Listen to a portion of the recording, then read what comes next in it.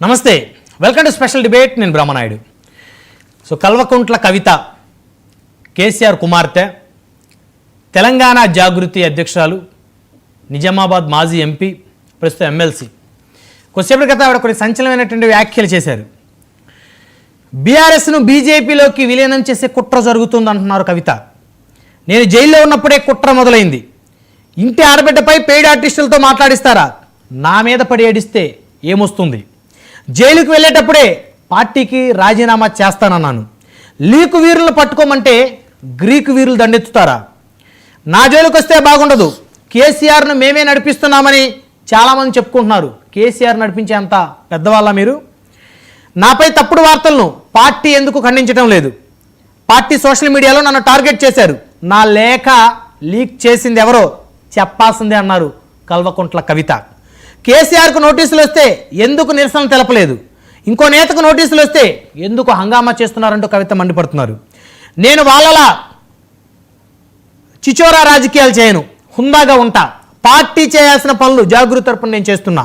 కోవట్టులు ఉన్నప్పుడు ముందు ఎందుకు వారిని పక్కన పెట్టడం లేదంటూ కల్వకుంట్ల కవిత మండిపడుతున్నారు. ఈ అంశాల సంబంధించి మనతో మాట్లాడడానికి ఎంజీ రావు గారు ఉన్నారు, సామాజిక రాజకీయ విశ్లేషకులు. ఎంజీ రావు గారు నమస్తే అండి. సో మొదటిసారి అనుకుంటా కల్వకుంట్ల కవిత గారు చాలా ఓపెన్ అయిపోయారు. సో ఆవిడ వారి తండ్రి గారు అయినటువంటి మాజీ ముఖ్యమంత్రి కేసీఆర్ గారికి లేఖ రాస్తే ఆ లేఖ ఎలా రిలీజ్ అయింది, ఆ లేఖ ఎవరు రిలీజ్ చేశారంటూ మరి మాజీ ఎంపీ, ప్రస్తుతం ఎమ్మెల్సీ, తెలంగాణ జాగృతి అధ్యక్షురాలుగా ఉన్నటువంటి కల్వకుంట్ల కవిత గారు మండిపడుతున్నారు. ఎంజీరావు గారు, సో ఏం జరగబోతా ఉంది? తిరగబడుతున్నారా కవిత గారు బీఆర్ఎస్ మీద? లేదా అన్న మీద కోపాన్ని, అన్న మీద అక్కసుని వెలుబుస్తున్నారా? ఆవిడ కోపం ఎవరి మీద అంటే పార్టీ మీద ప్రేమ కనపడతా ఉంది, తండ్రి మీద ప్రేమ కనపడతా ఉంది, పార్టీ మునిగిపోతుందేమో అనేటువంటి ఒక భయం కనపడతా ఉంది, పార్టీని కాపాడుకోవాలనేటువంటి ఒక భద్రతా భావం ఆవిడ దగ్గర కనపడతా ఉంది, బాధ్యత కనపడతా ఉంది. మరి ఎవరి మీద పోరాటం చేస్తున్నారు? ఇప్పుడు ఎల్కతుర్తిలో తెలంగాణ టీఆర్ఎస్ బీఆర్ఎస్ యొక్క సిల్వర్ జూబిలీ ఉత్సవాలు జరిగిన తర్వాత ఆవిడికి ఇప్పుడు కవిత గారికి ఒకటి అవగతమైంది. ఈ పార్టీలో నేను సైడ్ లైన్ అయ్యాను అనే ఒక అసంతృప్తి మొదలైంది. ఆ అసంతృప్తి లేఖ రూపంలోకి వచ్చింది. అది కూడా ఒక తండ్రికి లేఖ రాయవలసిన అవసరం ఏమిటి, డైరెక్ట్గా మాట్లాడవచ్చు కదా అనే ఒక క్వశ్చన్ కూడా ఇక్కడ ఉదయిస్తుంది. ఎందుకంటే ఒక తండ్రికి డైరెక్ట్గా కలవచ్చు. ఎందుకంటే కేసీఆర్ గారికి ఈ భూమి మీద ఏదన్నా ఒక మరో ప్రపంచం అంటూ ఉంటే కూతురే.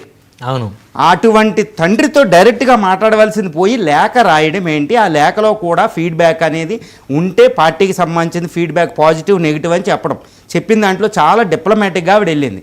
ఈ లేఖ ఎందుకు రిలీజ్ అయ్యింది అనేది తర్వాత పక్కన పెడదాం. అసలు లేఖ రాయవలసిన అవసరం ఏంటి?